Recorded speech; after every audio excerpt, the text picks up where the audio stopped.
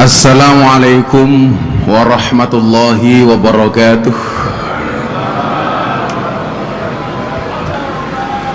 Alhamdulillahirabbil alamin wa kafa. Assalatu wassalamu ala sayyidina Muhammadinil Mustafa wa ala alihi washabihi ahli sidqi wal wafa. Rabbi shrah li sadri wa yassir li amri wahlul 'uqdatam min lisani yafqahu qawli, amma ba'du. Hadratal muhtaramin, para masyayikh, para kiai, para habaib,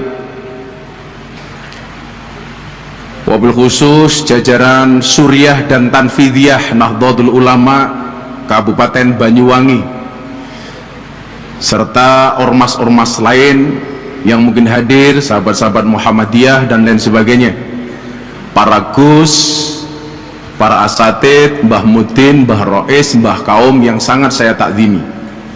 Saya sering ditanya, Gus, apa sih bedanya kiai dengan habib? Kiai dengan habib itu bedanya tipis.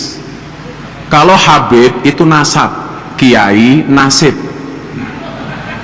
Makanya banyak anaknya kiai tidak jadi kiai. Saya sering ditanya, Miftah itu dipanggil Gus, nasabnya dari mana? Saya paling tidak suka kalau ditanya soal nasab. Sampai satu ketika guru saya Maulana Al-Habib Lutfi bin Yahya Pekalongan dawuh, le, daripada dadi fitnah, sekali-kali kamu juga boleh ngomong nasab. Kenapa saya menghindari ngomong nasab, Mas Anas? Sederhana saja, sebenarnya saya malu ketika membicarakan kehebatan mbah saya, sementara saya tidak menjadi apa-apa. Ketika saya membaca manaqib mbah saya yang luar biasa, saat itu saya belum menjadi apa-apa. Harusnya kita malu.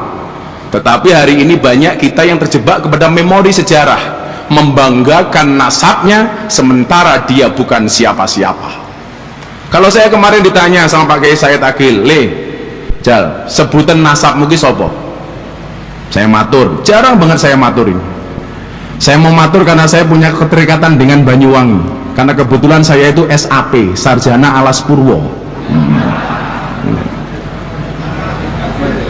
Sarjana Alas Purwo. Saya dulu bertahun-tahun Pak di Alas Purwo. Nama saya Miftah Maulana Habibur Rahman. Punya bapak sekarang di Lampung, namanya Kiai Muhammad Muradi. Punya bapak namanya Kiai Muhammad Boniran.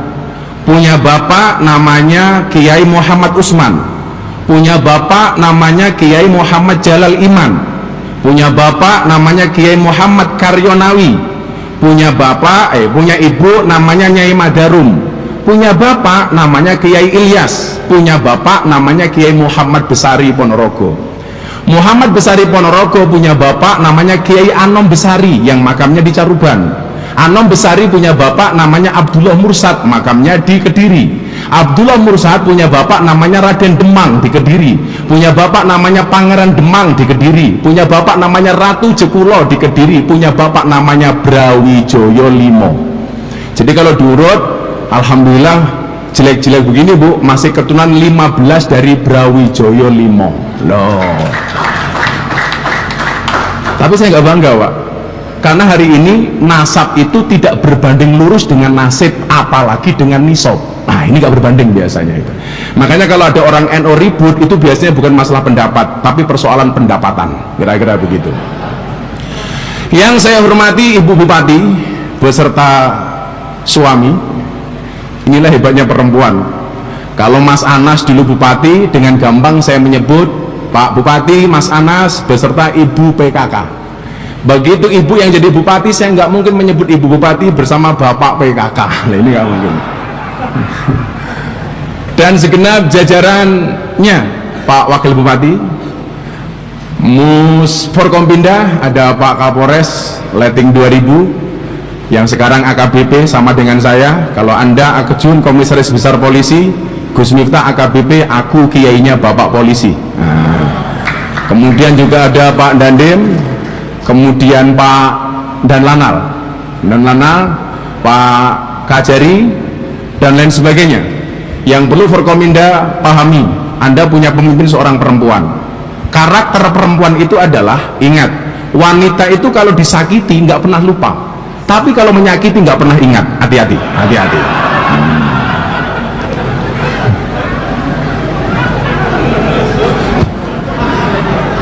Ibu ketua dewan, ini hati-hati, hati-hati. Perempuan itu ahli sejarah, Pak. Jadi sekali Anda punya salah, seumur hidup dia akan ingat. Maka jangan pernah punya salah dengan seorang perempuan. Nah, maka ini Banyuwangi saya pikir istimewa. Bupatinya seorang perempuan. Saya jadi ingat dulu lagu yang sekarang lagi viral itu. Ibu, engkaulah wanita yang mulia, derajatmu 3 tingkat dibanding ayah. Coba dilanjutkan. Kau mengandung lagi. Meteng mana. Tapi apapun itu, 3 tingkat itu benar, Bu. Maka saya selalu mengatakan, sehebat-hebatnya laki-laki kalah dengan kehebatan perempuan. Buktinya apa? Seorang laki-laki berani menghadapi ribuan ekor lebah untuk membawa sebotol madu, tapi seorang laki-laki tidak berani menghadapi seorang istri untuk membawa seorang madu. Betul? Remuk jum remuk gitu. Makanya kalau Mas Anas tanya sama saya kemarin di Lampung, Gus, bisa nggak membedakan madu yang asli sama madu yang palsu? Wah, bisa. Caranya gampang. Madu taruh di atas meja, dikerubut semut, palsu, Pak. Berarti dia gula, mengandung gula. Karena madu asli nggak mungkin dirubung semut. Madu taruh botol, dikocok-kocok, kalau dia gerak, palsu, Pak. Berarti di dalamnya ada air. Nah, madu dibawa pulang, istri marah, asli, Pak. Wallah, asli.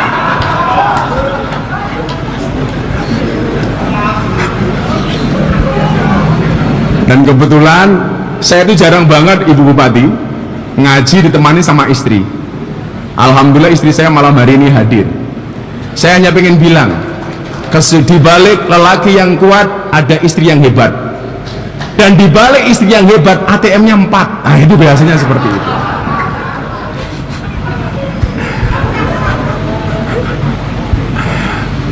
Mau kayak apapun laki-laki nggak mungkin menang sama istri. Pak Kapolres lah, kalau di kantor galaknya minta ampun, di rumah kalah sama provos di rumah, itu benar.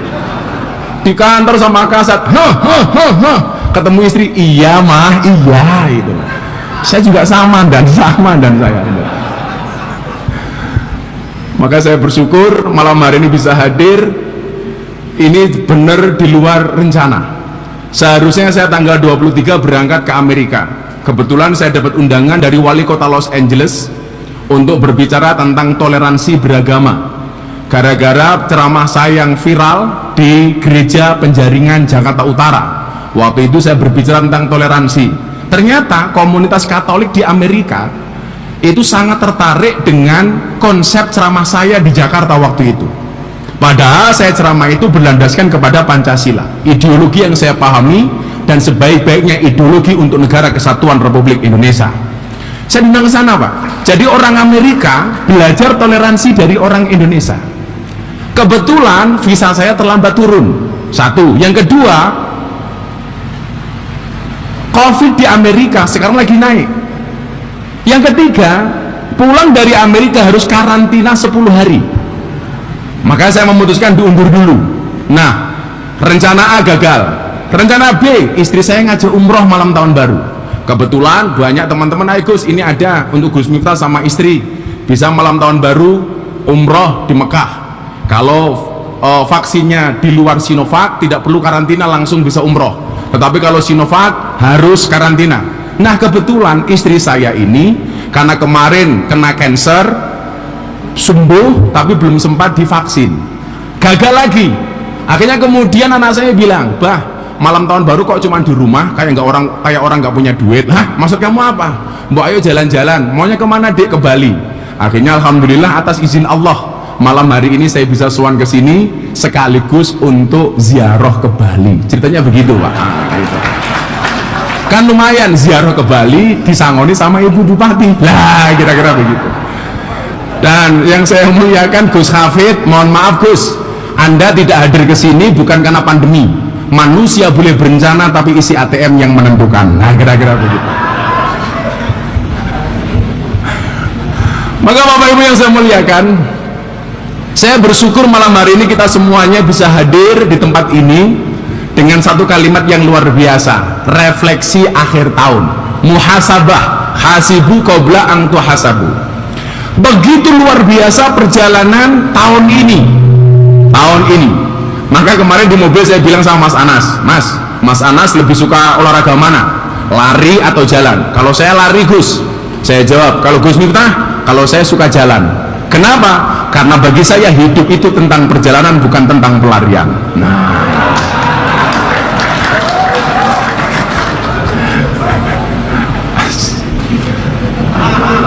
saya itu besok bulan Januari Pak, sebelum saya lanjutkan, saya akan mendapatkan 2 penghargaan rekor muri. Yang pertama, karena kemarin belangkon saya lelang untuk Muktamar Nahdlatul Ulama di Lampung, itu laku 900 juta Pak.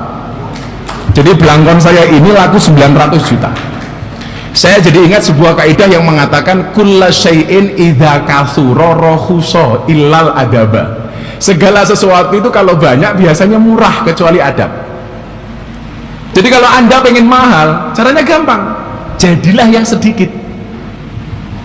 Kenapa Banyuwangi ini salah satunya jadi pusat tujuan kepala daerah untuk belajar? Karena ini termasuk yang apa? Yang sedikit. Prestasinya tidak semua dimiliki oleh daerah-daerah lain, maka menjadi mahal. Belangkon saya ini mahal bukan karena apanya Pak. Kebetulan sebulan sebelumnya ada gerakan santri asuh, saya lelang belangkon, laku 200 juta. Uangnya saya sumbangkan untuk gerakan santri asuh. Kemudian saya ditelepon sama teman-teman panitia Muktamar, Gus, panitia Muktamar duitnya kurang nih, terus gimana?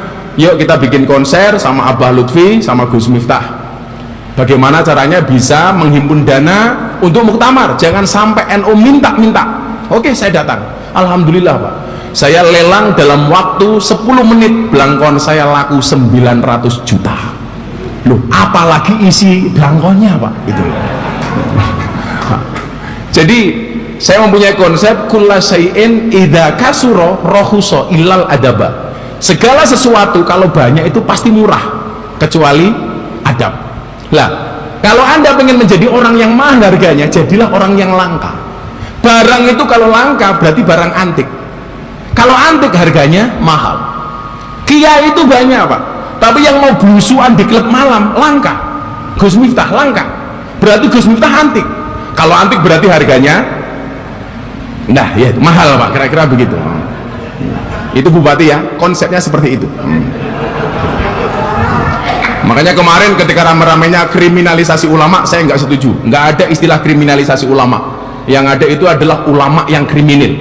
Kriminalisasi ulama itu Pak Kapolres, kalau ngundang kiai nggak diamplopi, lah itu kriminalisasi. Itu melanggar KUHP pasal 378, penipuan.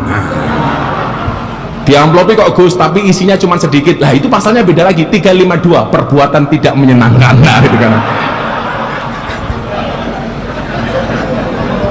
Saya nggak minta kok Bu, cuman mengingatkan bahwa ada pasal itu. Jadi alhamdulillah ini besok mau dapat penghargaan muri walaupun saya nggak minta. Kemudian yang kedua, tadi kenapa saya tadi soal quote tadi itu, saya mendapatkan penghargaan yang kedua gara-gara saya dianggap selebriti yang paling banyak wajahnya digambar di bokong truk. Saya sudah mengkoleksi kiriman para netizen itu Ibu Bupati, sudah sekitar 150 truk yang gambarnya di bak maupun di bokong itu gambar saya. Kalau dulu kan gambar truk itu Kiai Marwan Nyuwun Sewu itu biasanya ya gambar-gambar janda, tulisan captionnya itu kan kadang-kadang wah bojomu adalah semangatku, kira-kira dulu begitu. Lah sekarang ternyata ada kecenderungan teman-teman sopir truk itu mengganti wajah-wajah janda itu dengan gambar saya dan quote-quote yang saya sampaikan. Kayak tadi itu, hidup itu adalah tentang perjalanan bukan tentang pelarian. Saya dulu ketika Maulid Nabi dihina, kemudian tahlil dihina dan lain sebagainya, saya punya quote sangat viral waktu itu. Cukup Rokib dan Atid yang menilai amalku, cangkemmu ra usah melu. Lah, itu ternyata viral Mas Anas. Lah ternyata saking banyaknya gambar saya di bokong truk, kiai saya di Jawa Timur, Kiai Mustamar Marzuki, Gus, jenengan tak kasih julukan baru apa? Wali bokong truk, gitu loh. Wali bokong truk. Sampai saya yang sangat kaget, ada gambar mobil tangki Pak, mobil sedot WC, gambarnya Gus Miftah, dan captionnya subhanallah, silipmu adalah rezekiku.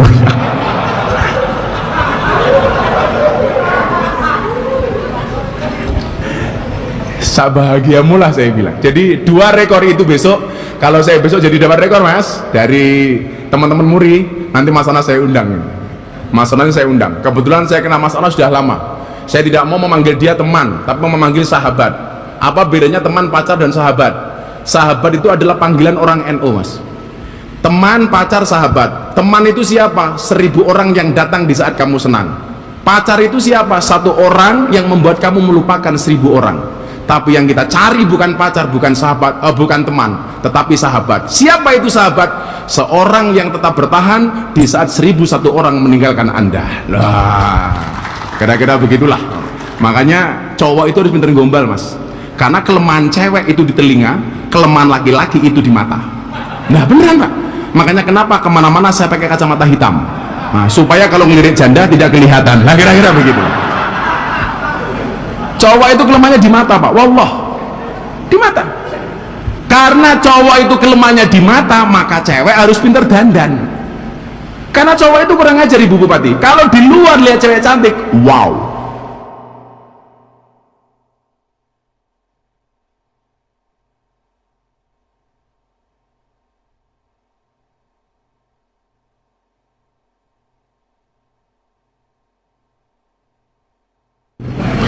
Kalau cowok kelemahannya di mata, cewek kelemahannya di telinga.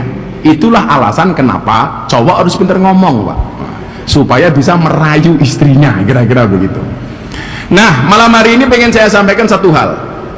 Kita hidup, kalau anak-anak milenial itu ditandai dengan satu era yang namanya era society 5.0. Ini sebenarnya bahasa anak milenial, tapi akan mencoba saya sampaikan secara kolonial. Karena milenial itu usianya 30 tahun ke bawah, sementara 30 tahun ke atas itu namanya kolonial. Nah, jadi kayak bapak-bapak yang hadir rata-rata kolonial ini. Nah, kalau Kiai Marwan ini beda, usia kolonial tapi selera milenial. Nah, kira-kira begitu. Era ini ditandai dengan apa? Ditandai dengan segala sesuatu yang berbasiskan kepada teknologi.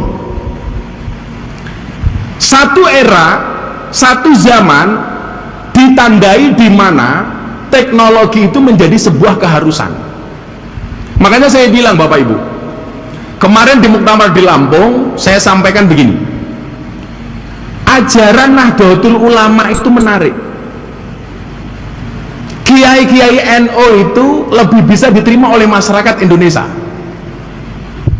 Persoalannya adalah kenapa di media sosial, di YouTube, Kiai NU kalah gaungnya dengan orang-orang non-NU.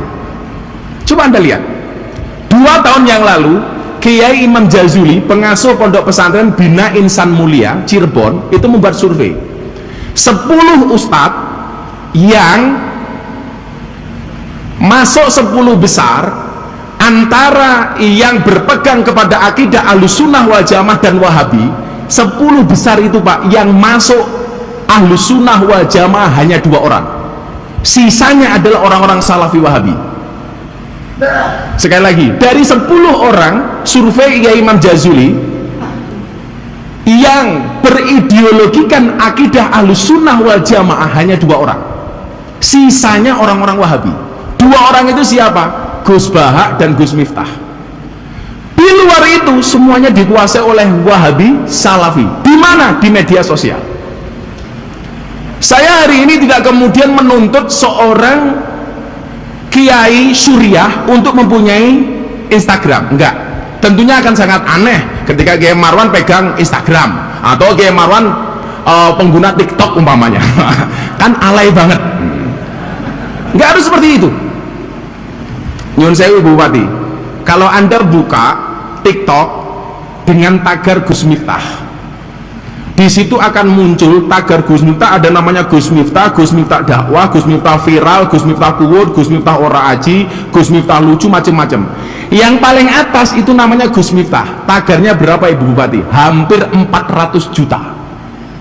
Bahkan tagar Gus Miftah itu mengalahkan tagarnya Deddy Corbuzier, mengalahkan tagarnya Nikita Mirzani. Artinya apa? Bahwa dakwah bil medsos hari ini menjadi sebuah keharusan. Bapak Ibu yang saya muliakan, kalau kemudian kita melihat teknologi dakwah dari masa ke masa itu kan mengalami perubahan.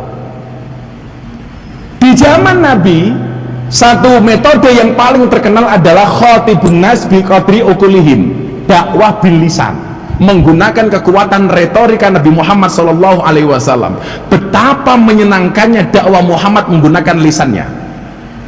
Makanya kalau hari ini orang bilang itu cuma pinter ngomong toh, Anda salah, karena ngomong itu juga butuh keahlian. Soekarno dikenal sebagai orang hebat karena retorikanya luar biasa. Hari ini banyak orang alim, kealimannya, ilmunya tidak bisa dinikmati oleh masyarakat gara-gara tidak mempunyai retorika yang bagus. Makanya kenapa kemudian di pondok kita diajarkan ilmu balaghah, ilmu badi' dan lain sebagainya, ilmu mantek dan lain sebagainya, supaya belajar khotibun nas bi qadri ukulihim. Seperti Gus Baha, saya yakin potensi-potensi alim seperti Gus Baha di pesantren sangat banyak, tetapi yang mempunyai logika, mempunyai retorika seperti beliau itu jarang. Dan itu diajarkan oleh baginda Rasulullah Muhammad SAW. Satu. Kemudian berkembang lagi di masa para sahabat. Perkembangan metodologi dakwah sudah tidak lagi hanya menggunakan alisan, tetapi bil kolam, mulai menulis kitab hadis, Quran mulai dibukukan. Dan kita akui kelemahan orang NU adalah di bahasa tulis. Bahasa lisan nggak ada yang bisa mengalahkan orang NU, Pak. Tapi kalau bahasa tulis kita kalah jauh, karena tradisi menulis itu bagi kita kurang. Padahal kita diajarkan kutulis apa yang kulakukan dan kulakukan apa yang kutulis, tapi tradisi menulis itu sangat jarang. Makanya kalau pengajian seperti ini jarang kemudiannya menggunakan bolpen yang membawa buku. Kenapa? Karena memang tidak menjadi tradisi dan budaya. Bahkan sekarang Rokib dan Atid sudah tidak mempunyai buku tulis, Pak. Iya, nggak ada sekarang sudah. Begitu besok yaumul kiamah kita dihisab, kita sebangga, oh Rokib dan Atid tidak mempunyai catatan amal saya. Begitu dia datang langsung, Pak Asrul Anas, buka HP-mu, mudare konangan kabeh ternyata. Kenapa hari ini malaikat Rokib dan Atid tidak mempunyai tulisan? Karena semuanya kita tulis sendiri di HP kita, Pak. Gitu. Jadi di sini rahasianya. Makanya sekarang kalau suami ninggal HP di rumah rasanya, Pak, seperti OTT KPK, Pak. Gitu kira-kira begitu.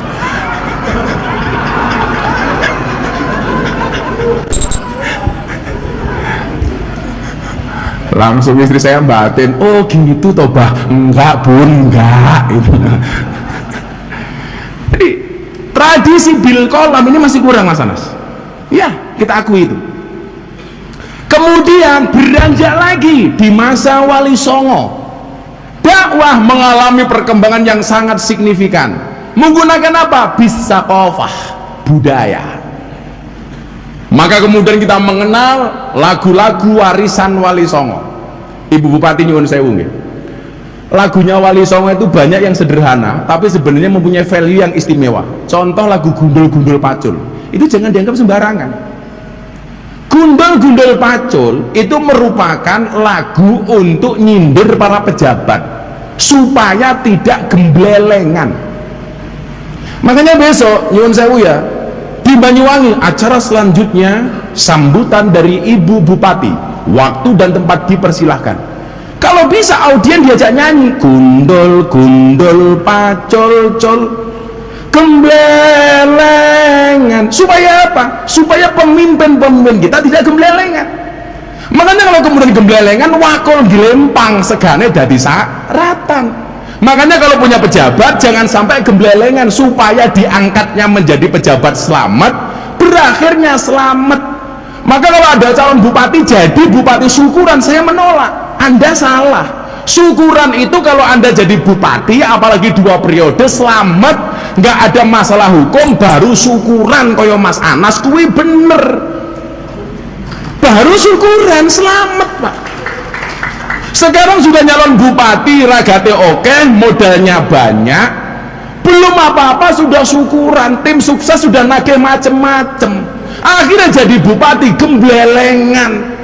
Bupati gajinya cuma sedikit. Tanya ibu bupati nyuwun sewu, gajinya beliau itu cuma 5 juta Pak.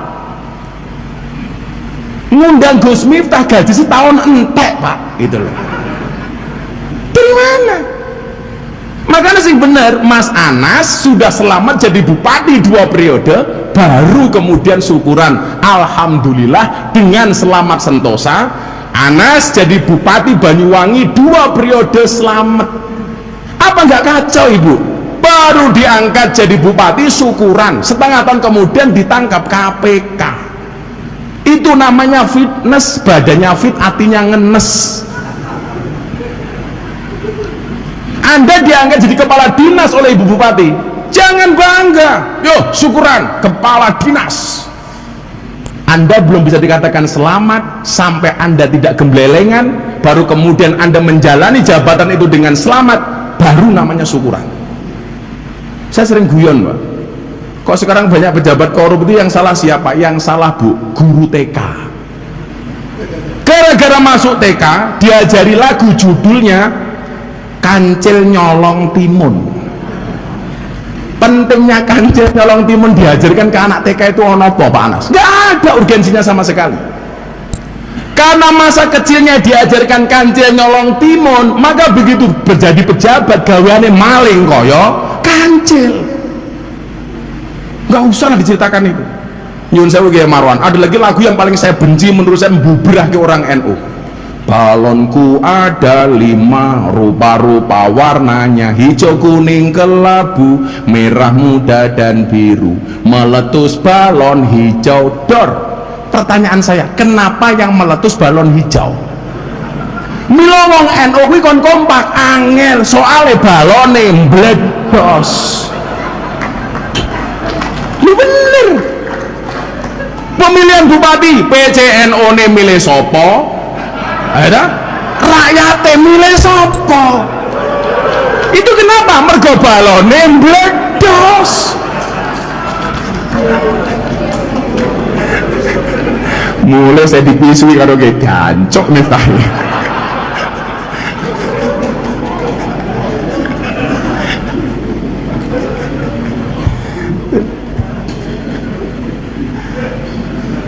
Bisa kofah dengan menggunakan budaya. Hari ini masuk ke era 5.0. Bilisan masih, bil kolam masih, bisa kofah masih dengan budaya. Maka kenapa kemudian belangkon saya ini mahal? Ini ada ceritanya. Saya dulu itu menggunakan belangkon tahun 2006 setelah Bantul gempa bumi. Waktu itu ada kunjungan Gus Dur, mantan presiden, ke Bantul. Lagi-lagi Gus Dur. Ini besok tanggal 30 beliau haul, saya diminta untuk memberikan testimoni. Waktu itu Gus Dur diwawancara sama wartawan. Gus, kenapa Bantul gempa bumi? Jawaban Gus Dur dengan tanpa rasa bersalah, yang salah itu DPR. Loh, kenapa Gus? Hubungannya dengan DPR? Salahnya DPR. Kenapa Nyi Roro Kidul dipaksa pakai jilbab? Karena waktu itu rame-ramenya RUU pornografi dan porno aksi, kalau Pak Kiai ingat. Ya, Mas Anas ya, rame-ramenya itu. Kenapa Nyi Roro Kidul dipaksa pakai jilbab? Nah, saya ngawal beliau ke bandara Adi Sucipto waktu itu, sampai bandara, saya pulang. Itulah kenapa kemudian saya memutuskan menggunakan belangkon. Karena bagi saya antara agama dan budaya itu nggak harus dipertentangkan. Karena itu korelasinya sangat erat Pak. Contoh beginilah, perintah menutup aurat itu kan Al-Quran. Tapi cara menutup aurat dalam Al-Quran kan tidak disebutkan Pak. Perintah menutup aurat itu adalah agama, cara menutupnya itu adalah budaya. Saya ulangi, Perintah nutup aurat itu jelas agama, tapi cara menutup aurat itu budaya. Ketika orang Arab dibilang, hei wong Arab, tutup auratmu, bagaimana cara orang Arab menutup aurat? Menggunakan jubah. Makanya kenapa kemudian ada orang mengatakan jubah itu sunnah, jubah itu budaya. Yang mengatakan budaya karena tradisi jubah sudah ada sejak sebelum Kanjeng Nabi Muhammad. Sementara yang mengatakan sunnah karena Nabi Muhammad kesehariannya juga menggunakan jubah. Pertanyaannya adalah, apakah kita orang Banyuwangi harus sama dengan orang Arab ketika menutup aurat? Tidak. Boleh pakai jubah, boleh tidak. Anda pekerjaannya menek wit kelapa golek degan, kok nganggo jubah? Ya naudzubillah min dzalik, Pak. Bluluke nambah loro, Pak, gitu loh.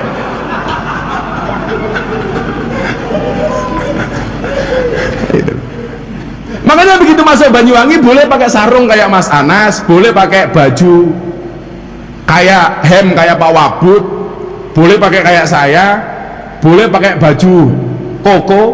Saya tidak pernah mengatakan itu baju muslim, Pak. Baju koko itu baju Cina, Pak. Maka namanya koko, Pak.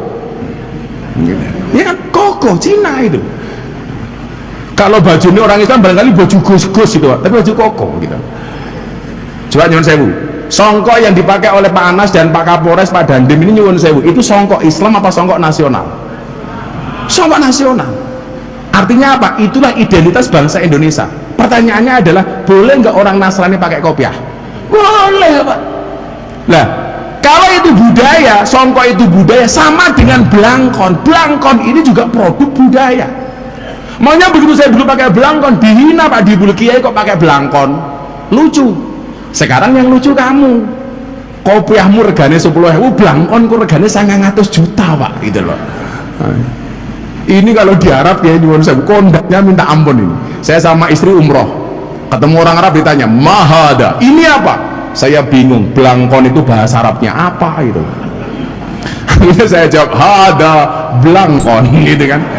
Kalau dulu kita diajarin peci jelas kolang suatun, kira-kira begitu. Kalau ini kan bukan kolang suah, belangkon.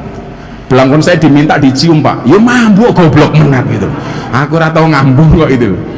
Nah, akhirnya kemudian saya putuskan menggunakan belangkon. Konsep saya apa? Dakwahnya Miftah itu adalah membudayakan agama, bukan mengagamakan budaya. Bahwa antara agama dan budaya itu bisa dikorelasikan. Contoh, antara adzan dengan beduk. Kalau dilihat secara fisik, nggak ada korelasi antara adzan dan beduk. Makanya orang banyak salah paham akan keberadaan beduk. Orang NU itu lucu, kenapa pakai beduk? Manggil orang sholat kok pakai beduk? Anda salah. Beduk itu fungsinya tidak manggil orang sholat, memanggil orang sholat dengan menggunakan adzan. Kenapa mbah-mbah kita dulu menggunakan beduk? Alasannya sederhana, karena waktu itu belum ada speaker, belum ada ampli, belum ada salon. Supaya orang sekampung mendengar ada masuk tanda suara, masuk tanda waktu sholat, maka kemudian dipukul beduk. Ketika beduk bunyi berarti masuk waktu sholat. Memanggil orang sholat tetap menggunakan adzan, itu sebagai tanda masuk waktu sholat. Maka hebatnya Wali Songo dulu apa? Setiap kali membuat masjid itu biasanya pasti di pinggir alun-alun, Pak. Coba Anda lihat masjid Demak, masjid Jogja dan sebagainya. Kenapa mereka membuat masjid di pinggir alun-alun? Alasannya sederhana. Di mana ada alun-alun, di situ pasti pusat berkumpulnya massa. Sampingnya dibuat masjid. Orang dulu belum mengenal masjid. Bagaimana caranya supaya orang masuk masjid? Di dalam masjid dikasih gamelan. Makanya di Keraton Yogyakarta di masjid itu ada 2 gamelan yang terkenal. Namanya Kiai Guntur Madu sama Kiai Nogo Wilogo. Begitu gamelan ditabuh, nggak usah diundang, Pak, orang datang. Sama halnya kalau di Banyuwangi ada gandrung Banyuwangi, nggak usah diundang, datang, Pak. Apalagi penarinya ayu-ayu terus seksi-seksi. Iya, datang. Orang masuk masjid gara-gara mendengar gamelan. Orang dulu nyuwun sewu belum ada yang pakai sandal, nggak ada yang pakai nakli, nggak pakai sandal. Bagaimana kemudian para wali mensiasatinya? Kalau langsung masuk masjid, masjidnya kotor. Caranya bagaimana? Di depan masjid biasanya dikasih kolam kecil. Tujuannya apa? Sebelum masuk masjid kakinya nyemplung kolam, begitu mentas kakinya bersih. Begitu mereka duduk mendengarkan gamelan, disitulah kemudian para wali menyampaikan ajaran agama dengan tembang dan lagu, maka muncul lagu gundul-gundul pacul, lir-ilir. Ngomong soal toharoh tidak perlu membaca kitab babut toharoh, tapi cukup menggunakan lagu judulnya Sluku-sluku batok batok ela elo si Romo menyang Solo le oleh payung muto. Sluku-sluku batok huslu batnaka, bersihkanlah batinmu. Batok ela elo batnuhu la ilaha illallah. Si Romo menyang Solo, dari bahasa Jawa si Romo, si Ramo aduso, menyang mangkat Solo sholat, oleh-oleh payung muto la ilaha illallah hayyum mauta. Itu cerdasnya para wali, menyampaikan ajaran soal kematian, nggak perlu membaca ayat qul innal mauta alladzi tafirruna minhu fa innahu mulaqikum summa turadduna ila alimil ghaibi wasyahadah fayunabbiukum bima kuntum ta'malun. Nggak perlu. Tetapi Wali Songo mengajarkan dengan satu judul lagu, judulnya Turi-turi putih. Turi-turi putih sira kabeh tak tuturi, wong kuwi yen wis mati dibungkus kain kafan rupane putih. Makanya kenapa saya jarang menggunakan baju putih, karena saya ingat kafan. Maka saya selalu menggunakan baju hitam, Pak Kiai. Nah, makanya saya bilang putih belum tentu suci, hitam belum tentu kotor. Buktinya kain kafan putih menakutkan, kain kiswah pembungkus Ka'bah hitam tapi menyenangkan. Wah. Padahal kemproh supaya nggak ganti baju sebenarnya itu. Turi-turi putih sira kabeh tak tuturi, wong kuwi yen wis mati dibungkus kain kafan rupane putih, ditandur itu artinya dikubur, kebon agung itu artinya kuburan. Supaya ngerti itu kuburan biasanya diwarnai patok, Pak. Yang kalau patok siji namanya tenger, kuburan itu patok loro.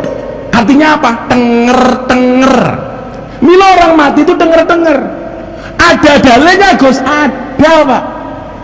Al-mayyitu fi qabrikal gharik al-mughawis. Mayit itu di dalam kuburnya seperti orang yang terombang-ambing membutuhkan pertolongan. Tenger-tenger.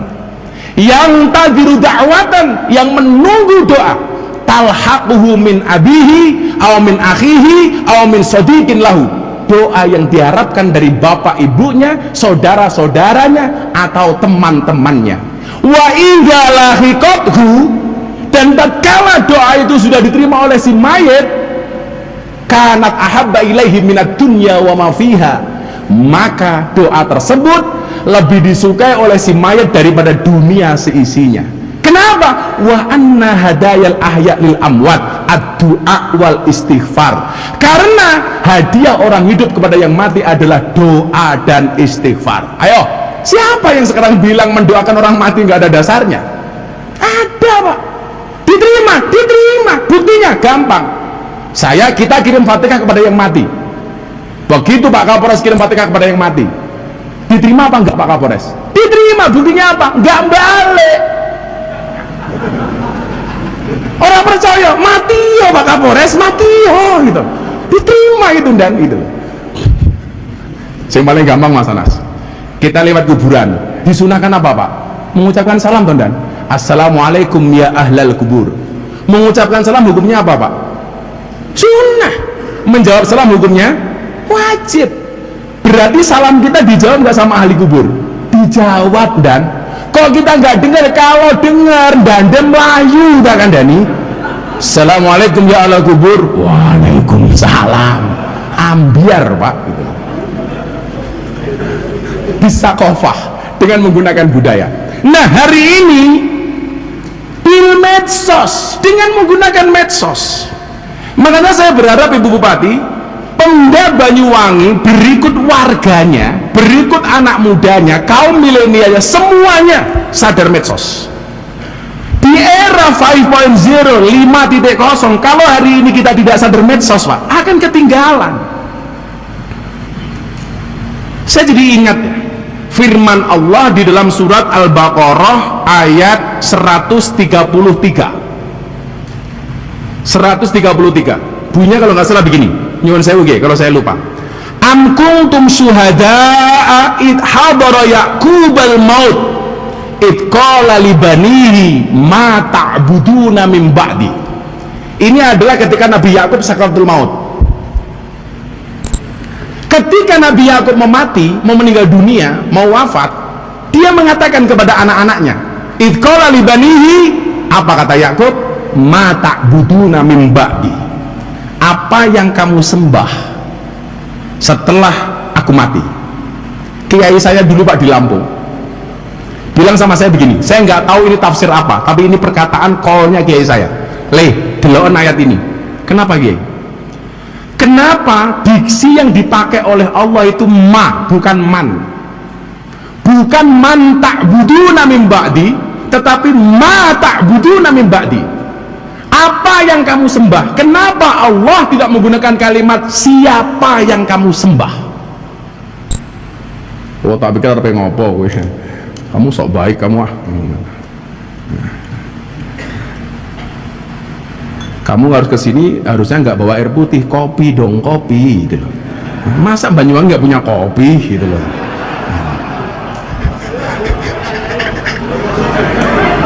Masa saya kopi harus minta Pak Ibu Bupati? Keterlaluan kalian itu. Wah, kalau itu udah dingin pasti Pak itu. Nah, baru.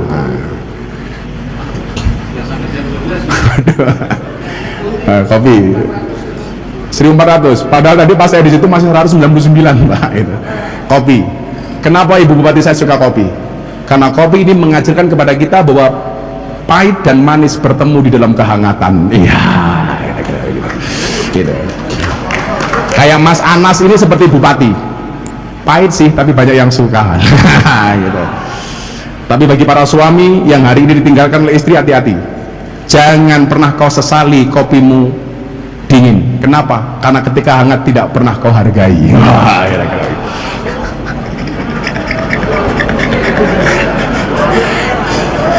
Codot.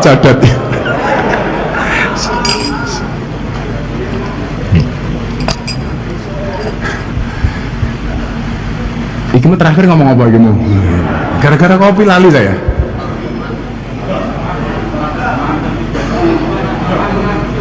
Apa dan?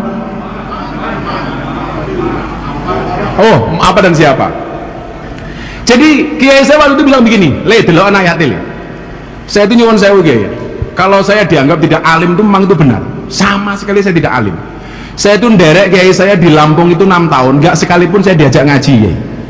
Saya itu santri tabarukan, termasuk dulu kepada Mbah Yasin Blitar, termasuk kepada Gus Maksum, kepada Gusmi.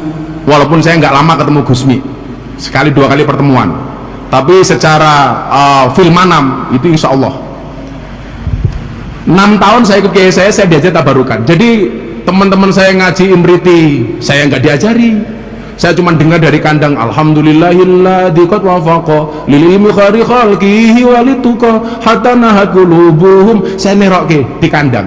Kiai saya bilang, udah kamu nggak usah ngaji. Saya waktu itu dipasrai kiai saya kiai untuk ngurusi 20.000 ayam telur. Jadi kalau yang lain ngaji, sobo saya neng kandang Mas Anas. Jadi kalau hari ini miftahnya nggak alim, wallah itu benar. Teman saya ngaji kitab Bidayatul Hidayah, man istada ilman walam yasdad udan lam yasdad minallahi illa bu'dan. Saya pegang kitabnya saja nggak boleh ya, urusanmu neng kandang nih. Sampai kemudian aliyah santri teman-teman saya sekelas itu ngaji hikam, ma tawaqqafa matlabun anta tolibu birabbika wala tayassara matlabun anta tolibu min nafsika. Saya nggak boleh ikut, rausah. Saya dengar dari kejauhan, ijtihaduka fi ma duminalaka wa taksiruka fi ma tuliba minka dalilun alang timasil basirati minka. Ngomong soal doa, la yamutu ta'akhuru amadil ata'i mal ilahai fi du'a mujiban liyasika fa huwa duminalaka al ijabah. Saya pegang kitab, kayak saya bilang, rasa melu-melu. Begitu saya berangkat ke Jogja Mas Anas, kayak saya bilang, kowe aja nesu, kowe sok bakal ngerti karepku, ngopo kowe oleh ngaji kitab, sok wancine iso kowe bakal iso. Dan saya punya santri pertama yang katam bareng hikam dengan saya. Jadi yang ngajar sama yang diajar bareng hatamnya itu satu, almarhum Ki Entus Susmono, Bupati Tegal. Jadi dia belajar hikam dengan saya, baca bareng sampai rampung Pak. Itu di rumah, yang masak ke istri saya itu sayur asem sampai sebelum beliau meninggal. Saya masih ingat betul waktu itu bahasan terakhir dengan dia, debat banyak tentang apa? Tentang arih nafsaka minat tadbir. Istirahatkanlah dirimu dari ngatur. Urip ki rasa kakean ngatur, wong urip wis ana sing ngatur. Awakmu rasa gawe aturan. Ini dengan almarhum Kiai Susmono, mudah-mudahan husnul khotimah, amin. Lah, ketika saya ditanya, kenapa Kiai Allah menggunakan kalimat pemilihan diksinya itu apa, bukan siapa? Jawaban Kiai saya itu apa Pak? Kenapa Allah menggunakan kalimat ma bukan man? Nyuwun sewu ya, saya nggak tahu ini tafsir dari mana, ini bahasa Kiai saya. Karena Allah itu tahu menungso hari ini, manusia hari ini lebih mengutamakan apa dibandingkan siapa. Luweh milih opone tinimbang sopone. Saya mikir waktu itu, bener juga ya. Kiai saya bilang, apa kuwi penting, sopo kuwi luweh penting. Tetapi nyatanya orang hari ini lebih mendahulukan apa dibandingkan siapa. Contoh begini, pemilihan bupati. Kue sesok milih sopo, ora penting sopo, sing penting aku entuk apa. Yang saya ceritakan ini Bupati Blambangan loh ya, bukan Bupati Banyuwangi loh ya, itu loh. Kalau di Banyuwangi insya Allah lah, gitu loh, lebih parah, gitu loh. Jadi orang itu milih opone timbang sopone dalam jabatan tertentu. Nyuwun sewu, sama-sama jabatannya. Kenapa lebih milih di A dibandingkan di B? Padahal levelnya sama, grade-nya sama, pangkatnya sama. Tetapi kenapa? Waduh, aku mending ning A daripada ning B. Karena yang dilihat bukan sopone tetapi opone. Hari ini orang berorientasi kepada opo, bukan kepada sopo Pak.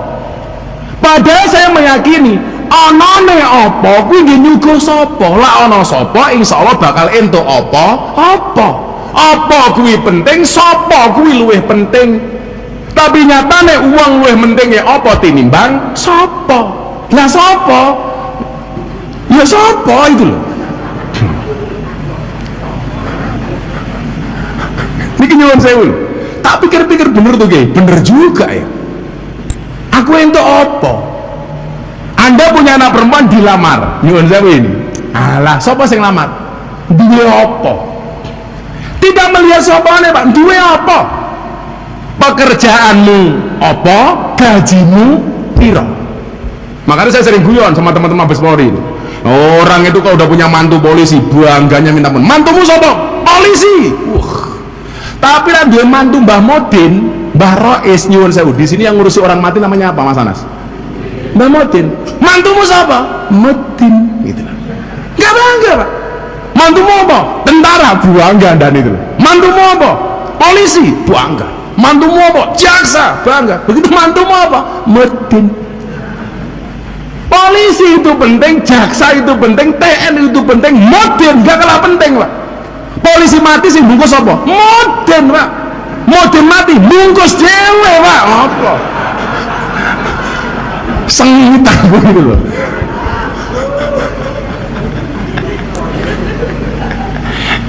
Mikirin Pak Kapolres nyutah kita hancur tenang itu. Orang lebih mementingkan opone tinimbang sopone. Coba kalau kita lihat, kudune sing didelok ibu bupati ini apa? Oh, Bupati Banyuwangi, seorang perempuan, selama sekian tahun menjabat, sopone ini dilihat prestasinya apa? Kadang-kadang bupati itu disengiti gara-gara apalah ketemu kiai orang amplopi Pak. Saya dulu entos itu sumbangan untuk NU luar biasa, namanya dana hibah kalau nggak salah. Dari 2 miliar zaman entos memberikan bantuan hibah kepada NU sampai 20 miliar. Konsekuensinya apa? Kalau ketemu oknum kiai, beliau tidak bisa ngamplopi karena membiasakan dengan sistem yang saya sumbang adalah Nahdlatul Ulama. Yang terjadi apa? Akhirnya dimusuhi oleh teman-teman sendiri. Padahal ketika kita menuntut lebih kepada ibu bupati secara person, itu artinya kita menuntut seorang bupati untuk korupsi. Tak ewangi bu, tak ewangi. Beneran. Makanya begitu panitia bilang, Gus nyuwun sewu kalau Gus minta hadir, amplopnya pas-pasan. Wes ora apa-apa, aku wis sugih, tak bilang gitu. Toh yang nambah bukan bupati kok, suaminya kok, ngapain saya bilang gitu.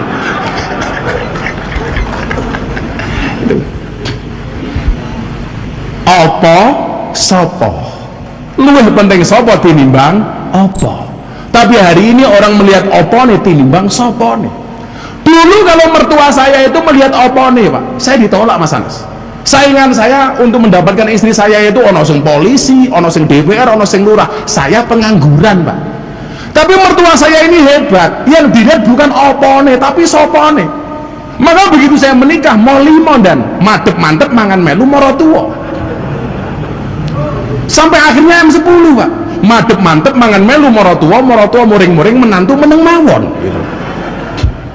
Sampai akhirnya M15 Pak Kiai, madep-mantep mangan melu morotuo muring-muring menantu meneng mawon, morotuo mati menantu melu marisi gitu loh. Morotuo saya cuma balas 1 M. Kenapa Pak? Matamu katanya itu. Makanya saya angkat topi sama mertua saya. Ini kebetulan ikut mungkin di belakang di bis karena beliau pemalu. Dia nerima saya, padahal saya nggak punya apa-apa, tapi dia sopo. Waktu itu saya ditanya, kelebihan kamu itu apa le? Wani ngelamar anakku. Saya bilang, Pak, kelebihan saya itu cuma 1, kekurangan saya juga cuma 1.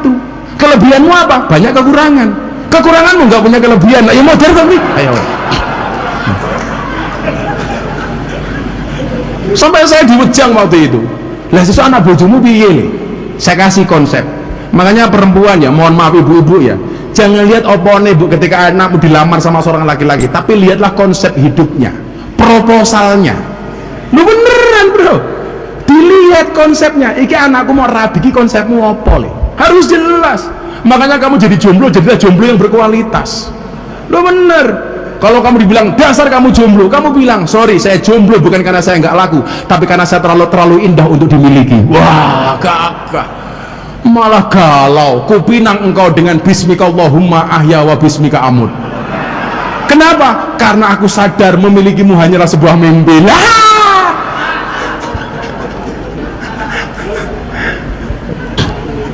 Saya bilang waktu itu sama mertua saya, Pak nyuwun sewu, asyakku fir rizki asyakku fir rozik.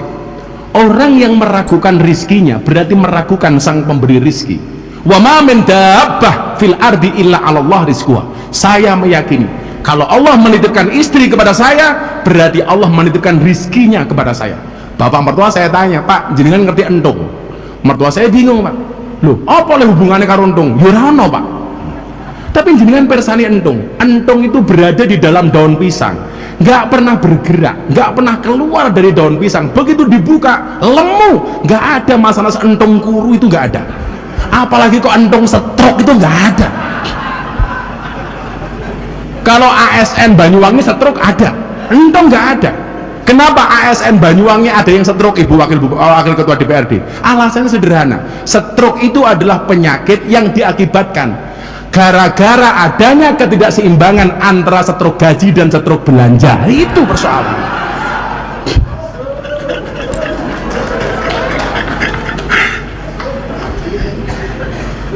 Akhirnya mertua saya bilang, konsepnya begitu loh. Iya Pak, masa kita kalah dengan nyamuk? Kembali Bupati, lagunya anak kecil yang paling saya sukai cuma satu, cicak-cicak di dinding, diam-diam merayap, datang seekor nyamuk, hap, lalu ditangkap. Mungkin ini adalah merupakan tafsir dari innallaha la yastahyi ayyadriba masalam ma ba'udatan fama fauqaha. Keren ini nyamuk. Ini jomblo-jomblo yang gak berani menikah, kamu kalah dengan nyamuk.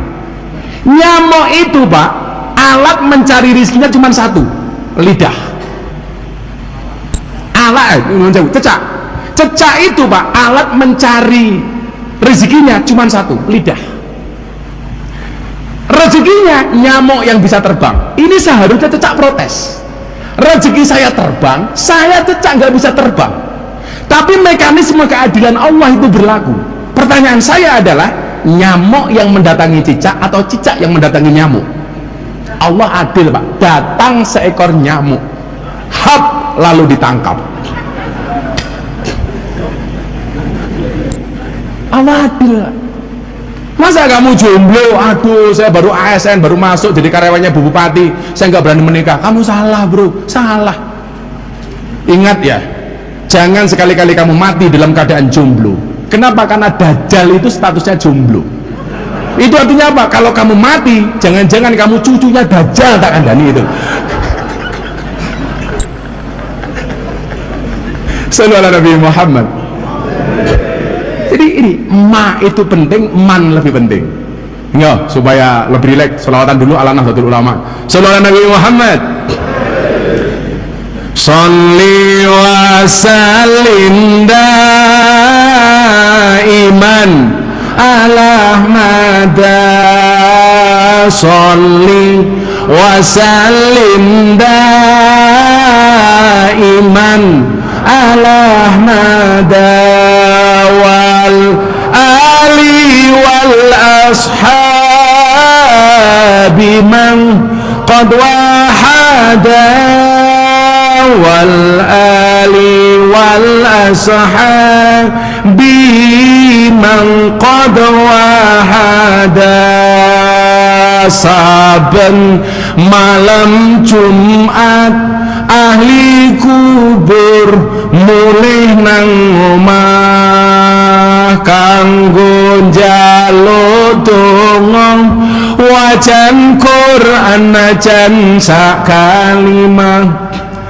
Lamun ora dikirimi banjur bali brebes mili bali nang kuburan mangku tangan tetangisan. Sholli wa sallim daiman, sholli wa sallim daiman,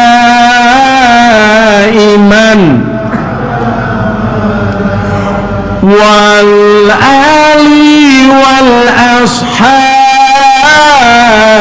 man, wal ali wal ashabi man qad wahada. Kebacut temenan ger hana turunku, kowe ora wirang padha mangan tinggalanku.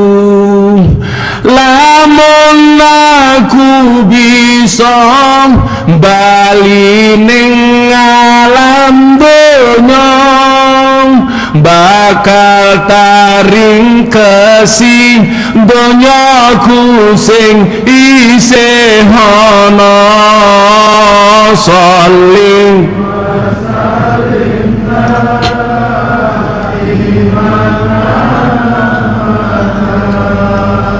sholli wa sallim daiman, wal ali wal ashabi man, wal ali wal ashabi man. Coba dijawab yang kenceng. Kami cinta tanah air Indonesia, kami bangga jadi bangsa Indonesia.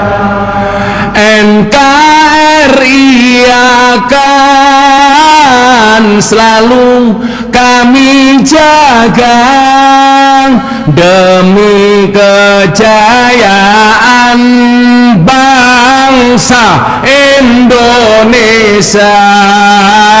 Sholli iman ala mada salim iman wal ali wal ashabi man wal ali wal ashabi man sallu ala nabi Muhammad. Maka kemudian jawabannya adalah supaya kita tidak terlalu melihat ma dibandingkan man, tidak hanya melihat apa dibandingkan siapa. Kita lihat Allah Subhanahu wa taala berfirman di dalam surat Al-A'raf ayat 176. Kula lak maca iki jadi nangis ya. Saya jarang baca ayat ini. Kenapa? Ini nampar betul muka saya, mencolok betul mata saya. Apa Allah menyindir orang-orang yang hanya mementingkan ma dibandingkan ma? Naudzubillah min dzalik. Walau syi'na la rafa'nahu biha walakinnahu akhlada ilal ardi wattaba'a hawah famasaluhu kamasalil kalbi in tahmil alaihi yalhas au tasrukhu yalhas dzalika masalul qaumil ladina. Nyuwun sewu terusnya gimana? Dzalika masalul qaumil ladina, itu adalah perumpamaan bagi orang-orang yang lebih mementingkan urusannya dunia. Famasalu kamasalil kalbi in tahmil alaihi yalhas au tasrukhu yalhas. Saya ulangi, walau syi'na la rafa'nahu biha walakinnahu akhlada ilal ardi wattaba'a hawah famasaluhu kamasalil kalbi in tahmil alaihi yalhas au tasrukhu yalhas. Nyuwun sewu, ini ayat saya baca untuk diri saya. Apa kata Allah? Mereka sebenarnya dikehendaki akan diangkat derajatnya oleh Allah, la rafa'nahu biha, tetapi apa? Walakinnahu akhlada ilal ardi, tetapi mereka lebih cenderung kepada urusan dunia. Ma tadi lebih melihat urusan dunia, cenderung kepada urusan duniawi. Famasaluhu, maka perumpamaan orang-orang yang lebih mencintai dunia kamasalil kalbi, naudzubillah min dzalik, perumpamaannya seperti anjing. In tahmil alaihi yalhas, ketika engkau halau dia menjulurkan lidahnya. Au tasrugu yalhas, dan ketika engkau tinggalkan dia tetap menjulurkan lidahnya. Pertanyaannya Pak nyuwun sewu, kenapa anjing ini kok setengahnya melet-melet? Tujuannya cuma satu, seolah-olah pengen menguasai dunia seisinya. Tapi begitu kita lempar satu tulang, sudah puas dia Pak. Wes nyokot balung wes puas Pak. Ini kuasu. Jadi kalau saya ngaji dengan Pak Jaksa Agung Pak, kebetulan Pak Jaksa Agung itu kawan saya dekat, Pak Burhanuddin. Saya sering diskusi sama beliau. Makanya kenapa beliau itu sederhana banget. Orang-orang yang cenderung menghalalkan semua cara untuk mendapatkan dunia, mencintai dunia, naudzubillah min dzalik, perumpamaannya seperti anjing. Loh, berarti kita nggak boleh punya dunia, Gus? Anda salah. Imam Abu Hasan Asadili itu kaya, santrinya semuanya gratis. Tidak hanya santrinya, sak keluargane Hasan Asadili dilagati kaya. Imam Malik kaya, tetapi konsepnya adalah boleh punya tetapi tidak boleh cinta, sebagaimana diajarkan oleh Imam Al-Ghazali di dalam kitabnya. Oleh duit apa aja seneng. Saya itu nyuwun sewu Pak Kiai Surya ya, sering dikritik, Gus Miftah itu kok penampilannya mewah-mewah. Nanti dulu Pak, yang saya hadapi di Jakarta dengan bapak-bapak modern di Banyuwangi ini ku beda. Jamaah saya di Jakarta itu sekelas Deddy Corbuzier, sekelas Raffi Ahmad, Mas Anas taulah, Atta Halilintar, Aura Kasih, Anang Asanti. Terakhir yang ikut ngaji sama saya siapa? Nikita Mirzani. Kenapa Pak Kapolres bilang wow gitu loh? Kalau penampilan saya di hadapan mereka, Bu, nyuwun sewu, sarung saya ngelinting, ngambune kelembak menyan, sandal saya jepit, gak dilihat. Saya punya prinsip, kalau hanya gara-gara atribut yang saya pakai orang menghinakan dakwah saya, maka menggunakan atribut mahal wajib hukumnya.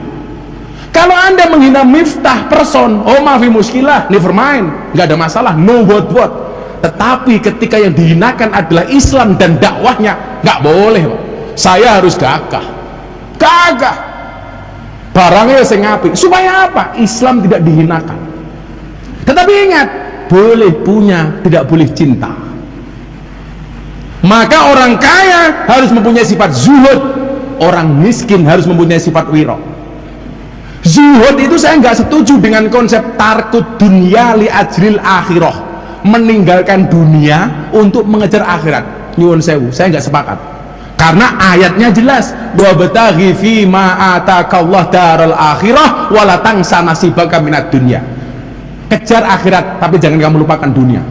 Doanya pun jelas, fid dunya hasanah wa fil akhirati hasanah. Boleh punya tapi jangan cinta. Aku diuji Mas Anas. Baru punya mobil pertama kali ya Bun, waktu itu Camry, platnya aja keren, AB1 GM. Maunya AB1 Gus Miftah, malah dibaca orang AB1 GM, AB1 Germo. Waduh, ciloko ya bilang gitu. Ngaji pertama kali ya, pakai mobil Camry, berhenti di lampu merah, ditabrak dari belakang Pak, bis sumber memolo Pak. Iya, remok Pak mobil saya, sumber memolo. Saya waktu itu batin, aduh. Akhirnya saya ingat dengan konsep ini, boleh punya tetapi tidak boleh cinta. Kapolres saya telepon di Klaten waktu itu, dan mobilku ditabrak wong ning kene. Saya nyilih mobilnya, saya mangkat ngaji, mobilku urusan. Sudah. Saya jemput Habib Lutfi pengajian di pondok rutinan. Pinjam Alphardnya teman saya Mas Anas. Waktu itu Alphard masih barang mewah banget lah. Konon jemput toh, masa jemput Abah mobilnya jelek, yang bagus. Bukannya Abah yang minta, tetapi kita harus takdim menghormati beliau, menjaga marwah beliau. Delalah Mas, dijemput pakai Alphard, Habib Lutfi nggak bisa tindak. Akhirnya pulang di tengah jalan, mobil yang harusnya jemput Habib Lutfi ini Alphard ditabrak sama seorang pendeta. Dia remuk Pak, remuk. Sopirnya mau pulang nggak berani, bah nyuwun sewu. Kenapa? Mobil Alphardnya remuk.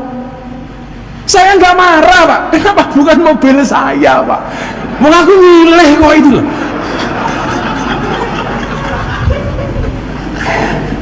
Akhirnya beliaunya datang, utusan pendetanya, Gus nyuwun sewu, ini kalau kita disuruh ganti nggak bisa, karena waktu awal-awalnya Alphard itu seperti kan mahal banget Mas, hanya satu pintu saja itu puluhan juta bahkan ratusan juta. Ini gimana Bapak maunya gimana? Ya kita karena nggak punya uang Gus, diselesaikan secara baik-baik. Saya hanya punya uang 10 juta. Saya teleponkan bengkelnya, Mas ini kalau ganti pintu berapa? Waduh Gus itu mahal dan harus inden. Pripun Pak, dengar sendiri toh. Tapi karena saya menjaga marwah Islam dari tamu saya ini, ya udah Pak, Bapak mampunya berapa? Saya dikasih 10 juta. Uang saya pegang, beliaunya pulang. Saya ditelepon sama yang punya mobil, Gus, assalamualaikum, waalaikumsalam. Pripun Mas, jenengan rasa susah, nopo mobilnya tasik kulo asuransi. Berarti 10 juta bro. Gitu.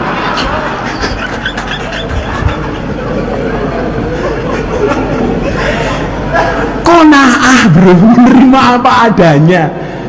Akhirnya saya telepon panti asuhannya, tak sumbang 10 juta. Mobilnya rusak, dapat ganti, masih bisa nyumbang panti asuhan 10 juta.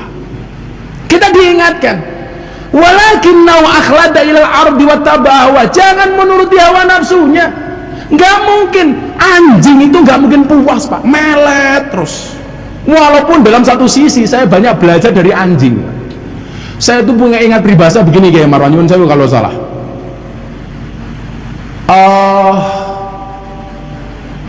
Berikanlah makan kepada anjing 3 hari, maka dia akan mengingatmu selama 3 tahun. Berikanlah makan kepada orang 3 tahun, maka dia akan melupakanmu selama 1 hari. Coba bahasa Arabnya saya lupa, pokoknya akhir-akhirnya adalah berikanlah kamu makan kepada anjing 3 hari, sayang saka fi salasi sanawatin.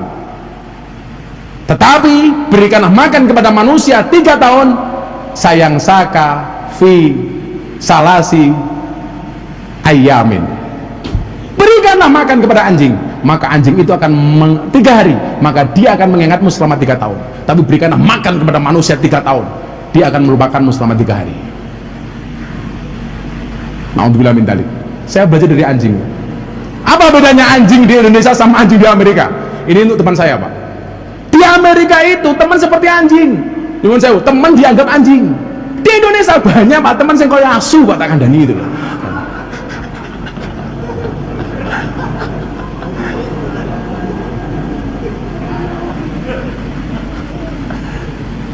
Maka kita boleh punya, nggak boleh cinta. Diingatkan ini. Nah, karena kita terlalu cinta, kemudian apa? Allah berfirman di dalam Al-Ankabut, kamu belum bisa dikatakan beriman sampai kamu diuji, kata Allah. Maka hari ini kita diuji. Ujiannya apa? Al-Baqarah 159. وَلَنَبْلُوَنَّكُمْ بِشَيْءٍ مِّنَ الْخَوْفِ وَالْجُوعِ وَنَقْصٍ مِّنَ الْأَمْوَالِ وَالْأَنفُسِ وَالثَّمَرَاتِ وَبَشِّرِ الصَّابِرِينَ الَّذِينَ إِذَا أَصَابَتْهُمْ مُصِيبَةٌ qalu inna lillahi wa inna ilaihi raji'un. Diuji Pak. Salah satunya apa? Dengan COVID. Kenapa? Karena selama ini kita terlalu menuruti hawa nafsu mengejar dunia ini, mati-matian mengejar uang yang gak dibawa mati-matian. Maka diingatkan dalam kitab hikam, ijtihaduka fima duminalaka wa taksiruka fima tuliba minka dalilun alang timasil basirati minka. Kesungguhanmu di dalam rangka mengejar sesuatu yang Allah jaminkan untukmu, dan kelalaianmu terhadap sesuatu yang tidak Allah jaminkan untukmu adalah merupakan tanda-tanda telah mati mata batinmu. Dunia sudah dijaminkan, masih kita kejar mati-matian, sementara akhirat yang tidak ada jaminan tidak pernah kita kejar mati-matian. Kita naik pesawat, kita punya bandara yang indah, mahakarya seorang Anas, semua orang mengakui itu, satu-satunya bandara yang nggak punya AC. Bukan karena hebat Pak, karena nggak ada anggaran Pak, kira-kira gitu loh. Mahakarya. Kita naik pesawat, nggak pernah kenal dengan pilotnya Ibu Bupati, nggak pernah kenal dengan pramugarinya. Apapun perintah dari pramugari kita manut. Kondisi cuaca buruk, tolong semua penumpang duduk, jangan ada yang nge-toilet, manut. Turunkan sandaran kursi, manut. Buka jendela, manut. Ini cuaca buruk, tolong jangan ngising dulu, manut. Kita nggak pernah kenal dengan pilotnya, kita nggak pernah kenal dengan pramugarinya, tapi lucunya apa? Kita naik pesawat nggak kenal dengan pilot, nggak kenal dengan pramugari, manut dan ayem Pak. Tetapi kita hidup di dunia, tahu siapa pemilik dunia, tetapi kita tidak pernah nyaman dan ayem. Berarti apa? Itu tanda-tanda telah mati mata batin kita. Ya Allah, na'udzubillah min dzalik. Mati Pak. Saya kasih perumpamaan yang gampang-gampang saja. Kenapa kita nggak percaya? Maka kemudian apa? Dilanjutkan oleh Ibnu Athaillah As-Sakandari, ma tawaqqafa matlabun anta talibuhu bi rabbika wala tayassara matlabun anta talibu bi nafsika. Tidak akan pernah terhenti sebuah permintaan ketika kamu sandarkan permintaanmu hanya kepada Tuhanmu, dan tidak akan pernah menjadi mudah sebuah permintaan ketika kamu percaya dengan kemampuanmu. Optimisme Tuhan akan menolong kita. Maka kuat Gus Miftah apa Pak? Bukan ombaknya yang besar, tetapi perahunya yang terlalu kecil. Bukan musibahnya yang besar, tetapi iman kita yang terlalu lemah. Kemarin begitu di lockdown orang bingung. Saya bilang, ketuklah pintu langit dengan doa, karena yang terlockdown hanya buminya, langitnya masih terbuka untuk semua hambanya. Berdoalah kepada Tuhannya corona, supaya corona segera dihilangkan. Jangan gara-gara corona kita kehilangan Tuhan. Ayat jelas kok, kamu akan diuji. Bisai minal khauf, rasa takut. Wa naqsi minal amwal, kekurangan uang. Wasamarat, tandur nggak panen. Wal anfus, wa naqsi minal amwal wal anfus, takut mati. Gak ada yang tahu Pak rahasia kematian.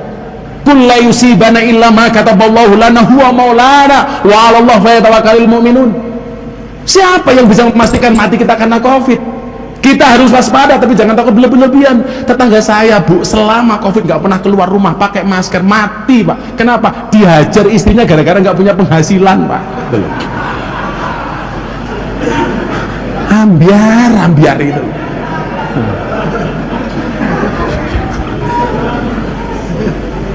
Kemudian ayat itu mengatakan apa? Wa basyiris sabirin, berikanlah kabar gembira bagi orang-orang yang bersabar. Sabar, kata Allah. Tidak mungkin gembok itu dibuat tanpa kunci. Nggak mungkin Allah membuat masalah tanpa solusi. Nggak mungkin. Caranya bagaimana? Jaga saja sholatnya. Maka ingat, sholat itu bukan part time, apalagi sometime, apalagi anytime. Tetapi sholat itu harus full time dan juga harus on time. Kenapa? Karena kematian datangnya adalah anytime. Wow, kayak ngono larang kepirek, larang. Mbah Modem ngapa tepuk tangan ora paham kok gitu. Wa basyiris sabirin. Maka yuk evaluasi bareng-bareng bahwa musibah ini Allah berikan kepada kita karena Allah sayang dengan kita. Dan yang dituntut oleh Allah adalah ketika mengatakan wa basyiris sabirin, Allah hanya ingin mengatakan, hei orang-orang Belambangan Banyuwangi, la tahzan innallaha ma'ana. Jangan bersedih, Allah bersama kita. La yukallifullah nafsan illa wus'aha. Enggak mungkin kamu saya kasih beban melebihi batas kemampuanmu. Sekarang Banyuwangi zero covid, sudah level 1. Tepuk tangan untuk Ibu Bupati, keren. Untuk teman-teman Forkompinda, keren. Ya, belajar Pak hari ini. Kenapa saya tadi mengatakan saya itu SAP Sarjana Alas Purwo? Dulu dulan saya di sana, Pak. Beneran. Saya masih kuliah, masih nyantri, main saya ke Alas Purwo. Yang hari ini membuat saya sedih apa? Dulu Pak, Alas Purwo itu wingit Pak, angker. Sekarang jadi tempat pacaran Pak. Ya Allah, saya ngelus dodol kayak Marwan, wallah dodolnya bojoku, ya Allah.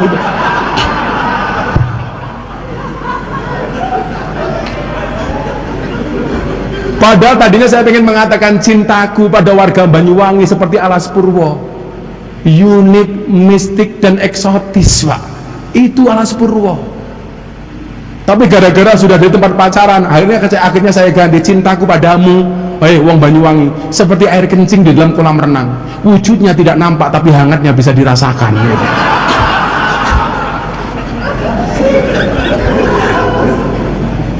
Saya dulu Kiai, jalan itu dari jalan besar ini namanya apa Mas Anas? Yang jalan turun bis terus kemudian jalan ke arah Alas Purwo itu namanya apa? Mana Pak? Jajak ya? Nah, itu dari Jajak jalan besar Pak, jalan ke sana. Dari pos itu ke atasnya itu jauh seperti itu. Apalagi kalau musim hujan waktu itu jeblok Pak, belum ada tangga-tangga seperti sekarang. Saya nginepnya di mana? Di Gua Istana. Masuk lagi Pak, itu sekitar 2 atau 3 kilo, ada gua lagi namanya Gua Garbo.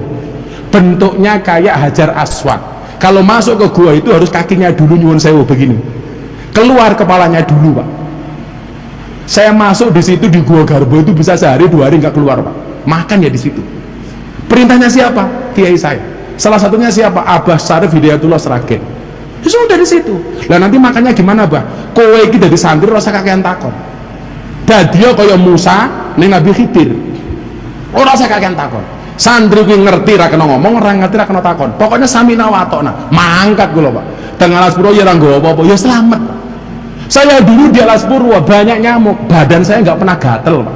Sekarang sampur jenengan gatel terus Pak saya itu. Kita hanya diperintah untuk sabar. Maka akhirnya monggo bareng-bareng kita evaluasi bareng-bareng. Sebagai penutup akan saya ceritakan sebuah kisah. Ada seorang yang minta rambutnya dipotong oleh orang tukang cukur rambut. Begitu masuk rumah tukang cukur rambut, sang tukang cukur rambut mengatakan, "Mas, sampean mau saya kasih tahu." "Apa Pak?" "Ternyata Allah itu tidak pernah ada." Mendengar omongan orang ini, orang yang dipotong rambutnya bertanya, "Pak, kenapa Anda mengatakan bahwa Allah itu tidak ada?" Dijawab oleh si tukang potong rambut, "Mas, kalau memang Allah itu ada, kenapa hari ini masih banyak orang miskin gak bisa makan, anak terlantar gak bisa sekolah, orang sakit gak bisa berobat, COVID gak hilang-hilang? Kemana Allah? kata tukang potong rambut. Orang ini hanya diam. Dia mencoba merasionalisasi apa yang disampaikan oleh tukang potong rambut. Bener. Kenapa kalau ada Tuhan masih ada orang sakit gak bisa berobat, anak telantar gak bisa makan, orang sakit gak bisa berobat ke rumah sakit, orang miskin gak bisa makan, anak telantar gak bisa sekolah, COVID gak hilang-hilang, kemana Allah? Begitu dia mau pulang buka pintu rumah tukang potong rambut, Allah langsung kasih jawaban. Apa? Di depan rumah tukang potong rambut ada orang gila yang rambutnya gondrong, gimbal, acak-acakan. Jangan bilang mirip Gus Miftah. Akhirnya dia masuk, dia katakan kepada tukang potong rambut, Pak, jenengan saya kandani. Apa? Ternyata di dunia ini tukang potong rambut itu nggak pernah ada. Loh, kenapa Mas? Coba Anda lihat di depan rumah Anda. Kalau memang tukang potong rambut itu ada, kenapa hari ini masih ada orang yang rambutnya gondrong, gimbal, acak-acakan? Kemana tukang potong rambut? Apa jawaban tukang potong rambut? Kalau hari ini ada orang yang rambutnya gondrong, gimbal, acak-acakan, Mas, itu bukan salah saya, tapi salah dia. Kenapa tidak mau datang ke rumahnya tukang potong rambut? Saya potong rambutnya. Apa jawaban orang yang luar biasa ini? Sama, Pak. Kalau hari ini ada orang miskin gak bisa makan, anak terlantar gak bisa sekolah, orang sakit gak bisa berobat ke rumah sakit, COVID gak hilang-hilang, bukan karena gak ada Allah, tapi salah mereka. Kenapa tidak mau datang kepada Allah Subhanahu wa ta'ala? Maka konsepnya apa? Hasbunallah wa ni'mal wakil, ni'mal maula wa ni'man nasir. Bapak Ibu, uang bilang dapatkan aku, lupakan segalanya. Waktu bilang ikuti aku, lupakan segalanya. Masa depan bilang dekati aku, kuberikan segalanya.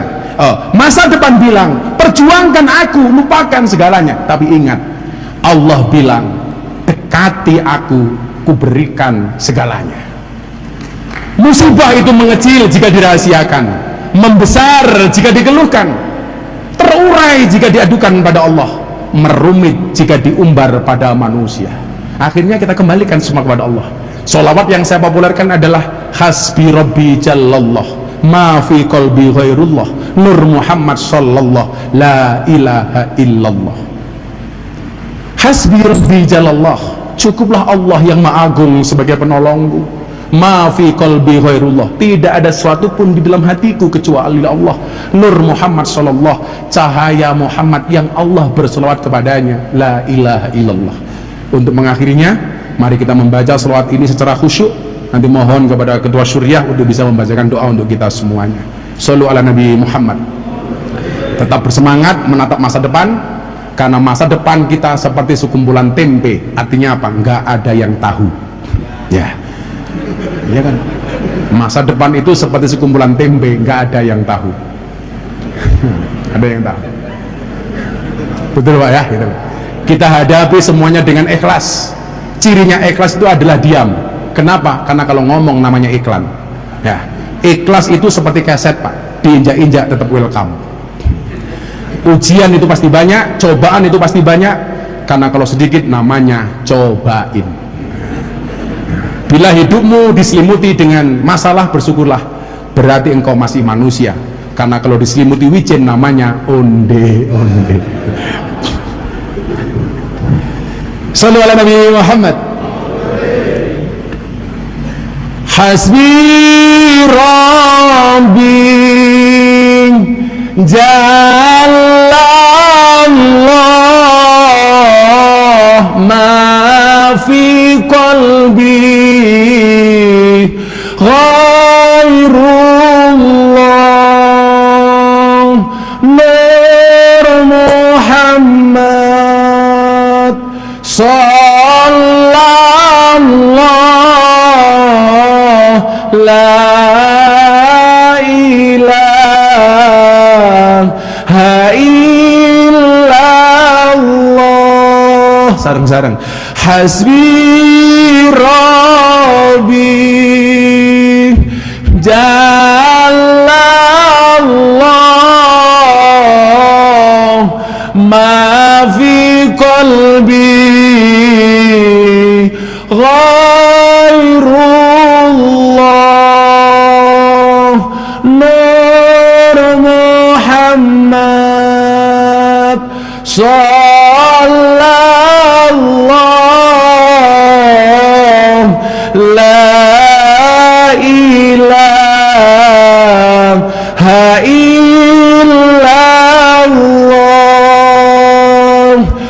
hasbi rabbi jalallah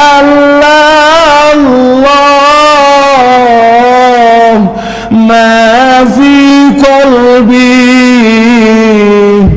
ghairullah nur Muhammad sallallahu la ilaha illallah. Al-Fatihah. A'udzubillahi minasyaitonir rajim. Bismillahirrahmanirrahim. Alhamdulillah rabbil alamin arrahmanir rahim. Iyyaka na'budu wa iyyaka nasta'in iyyaka na'budu wa iyyaka nasta'in iyyaka na'budu wa iyyaka nasta'in iyyaka na'budu wa iyyaka nasta'in iyyaka na'budu wa iyyaka nasta'in iyyaka na'budu wa iyyaka nasta'in iyyaka na'budu wa iyyaka nasta'in iyyaka na'budu wa iyyaka nasta'in iyyaka na'budu wa iyyaka nasta'in iyyaka na'budu wa iyyaka nasta'in